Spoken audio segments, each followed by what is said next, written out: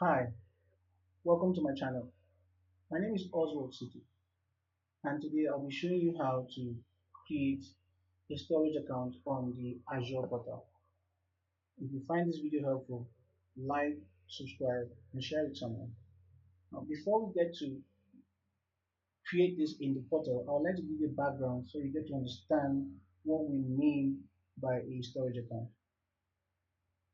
Amongst the primary cloud computing services that are offered by Microsoft Azure is the storage.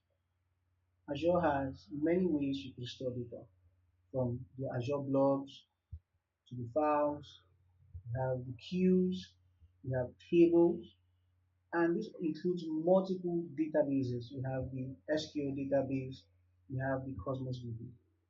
However, Azure groups four of these services together under the name Azure Storage. So you can see them here. We have the Azure Blobs, Azure Files, Azure Queues, and Azure Tables together under the name Azure Storage. Now, Azure Blobs are ideal for storing unstructured data like documents, images, videos, backups, and logs. It's best for serving contents directly to a web server or an app. The Azure Files offers managed file shares that are accessible via the SME protocol and the NFS protocol. That is the server message block and the network file system. Is used for offering shared storage for applications and for lift and shift scenarios. Next one we have is the Azure queues. This is best for messaging between the components of a distributed application. Last one here we have is the tables. The tables is a NoSQL storage for structured data. Now, these four services are grouped together and managed under a container called the storage account. So by doing this, any setting that is applied to the storage account affects the individual services in that storage account at once. So you don't have to go by and apply settings to them individually. So they're all managed in a storage account. And then we have types of storage accounts. Storage accounts are based on the offerings that they give. So we have the first one we have is the standard general purpose. This supports blobs, file shares, queues, and tables, all four that we mentioned earlier. The next one we have is the premium block blobs. Here it supports block blobs and append blobs. So the block blobs are basically used to store unstructured data like I mentioned earlier, and the append blobs are used for storing log files and monitoring data. So you can just add data as it is available. Next one we have here is the premium file shares. This supports only file shares. So that's the only offering that is under the premium file shares. The last one we have here is the premium page blobs. This is used mainly for disk, like the virtual machine disk and Azure SQL databases.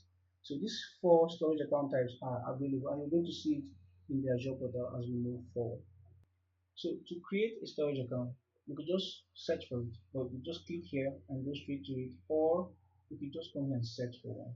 So you click on storage accounts right here, or just type it in. So I click on storage account, and then storage account comes up. Now here you can see that there are no storage accounts listed. That's because I don't have any right now. And you can go ahead and create one. Note that if you have account listed, you wouldn't have this here. So let us click on storage and create a storage account. And the setup wizard is right here. We'll go through each of these blades as we set it up. For you to create a resource in Microsoft Azure, you need to have a subscription. You have to review. So you need a subscription, and also you need a resource group. In this houses the metadata for your resource. So you have it is a logical container for your resources. So I'm going to click the Oswald Tech resource group, and that's fine. And then we have to create you have to fill in the instance details. So the storage account name. So what we're going to call it is I'm going to call it the Oswald Tech storage 1, 2, 3. Now there are rules for you to set up this name. You need to the names have to be the name you choose has to be lowercase, no uppercase. It has to be at least 3 characters and the most 24 characters. and it has to be unique on Azure. So that means anyone else who has a storage account running on Azure should have should not have the same name as you because it's used in your unique resource identifier. That's like for your URL that you're using accessing your storage from anywhere in the world. So it has to be unique. And then I will let the region stay as is, East US. And then the next one we have here is primary service. This is just you saying, I want to choose which resource, which service I'm going to use it more often, but it's not a priority that you select any of those. And I mentioned earlier that we have four kinds of storage accounts. So those four are right here. The standard general purpose V2 is the standard here, and then the premium. You click on premium, you have the option of choosing the choice that you want to make, either block blobs, file shares, or page blobs. So either of them will work just fine. But for this, the purpose of this demonstration, I will stick with the standard account. And next thing we have here is the redundancy. Now, suppose you have a failure, you want to ensure that no matter what happens, your data is highly available. So redundancy is just a feature that ensures that data is readily available. The options here, locally redundant storage LRS, we have the GRS, the ZRS, the GZRS. Well, I'm going to stick with the LRS. What this does is it replicates your data, three copies of your data in a single data center synchronously. So that's just beautiful. It prevents against rack failures. So we can move on to the next blade. Here in the advanced, you have to see, you see the require secure transfer for REST API operations. So by default, Microsoft encrypts data that is stored on storage accounts. So every single data or blob you have is encrypted. Everything is encrypted using the 256 bits advanced encryption standard cipher. So data address is encrypted, and you can go ahead and encrypt data in transit by turning on this option here. So clicking this will make sure what your data in transfer is run using HTTPS, and also allowing and allow enabling anonymous access here. Make sure that someone who is not signed in can view your containers if you give them a link to that resource.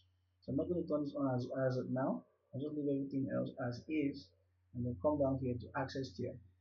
Once you create a storage account, by default, you will give the hot tier. So this is optimized for frequently accessed data and everyday usage scenarios as is written out here. So it makes sure that your data storage is readily available, something that you frequently access. The cool is something you infrequently access. You have the cool tier and not the archive tier, but it's not usually listed here. Is listed in the storage account after creation. So I'm going to move forward to the next blade. Next blade you have here is networking. You have the options right here. I think that's the only thing I'm going to be talking about here. So if you choose the option of enable public access from all networks, so it means anyone from anywhere can access this from any network at all. And if you choose the enable public access from selected virtual networks and IP addresses, this means that you need to configure the firewall yourself to allow what networks and IP addresses that you need to allow. So it gives like a fine-grained access control in this case. Then you can disable public access and use private access points or service endpoints. So this is just one of those. So I'm going to stick with this by default and move forward to the next blade. Here we have data protection.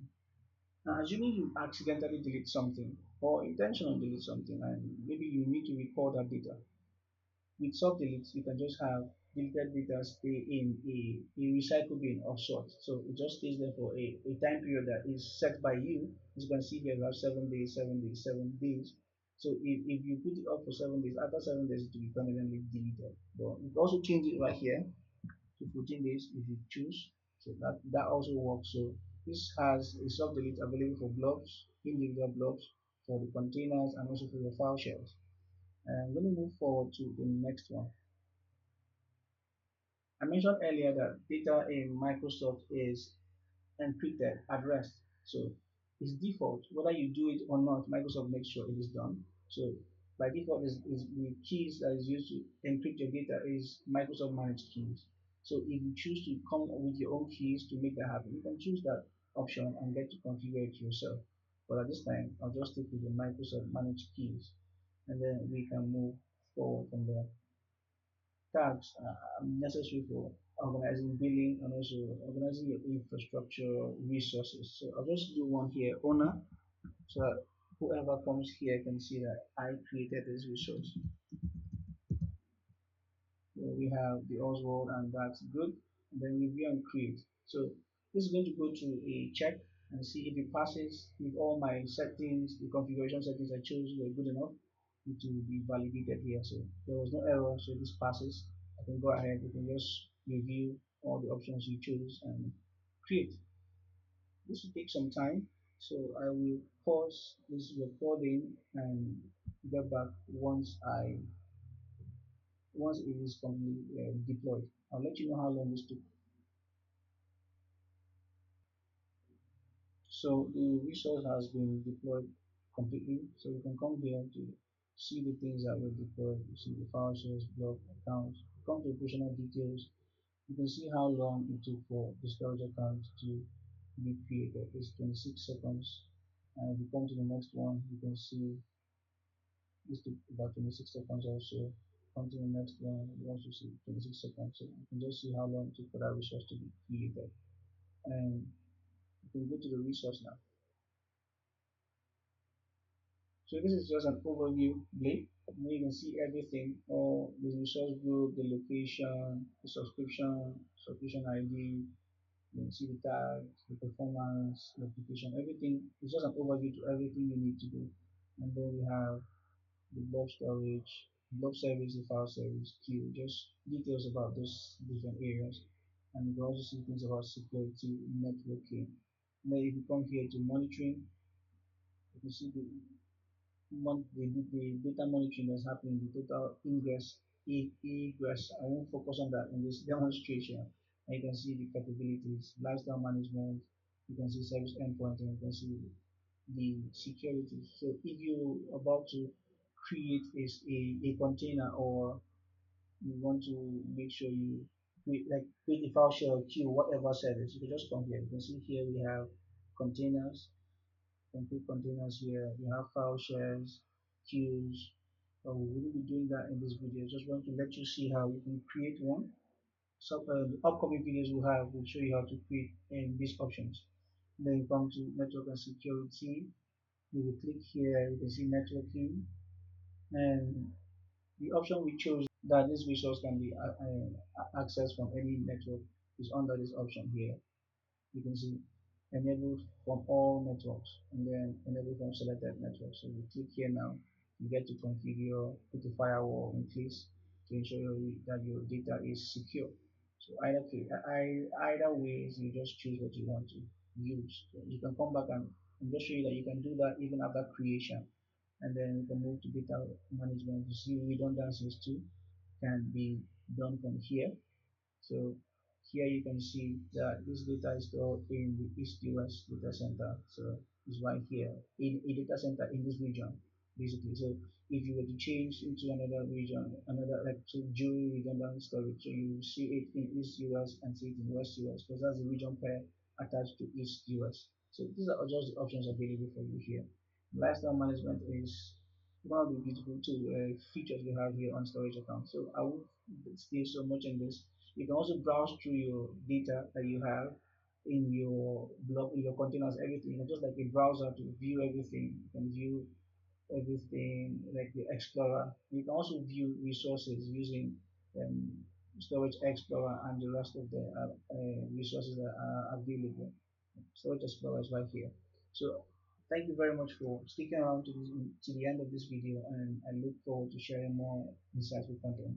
Look forward. Thank you.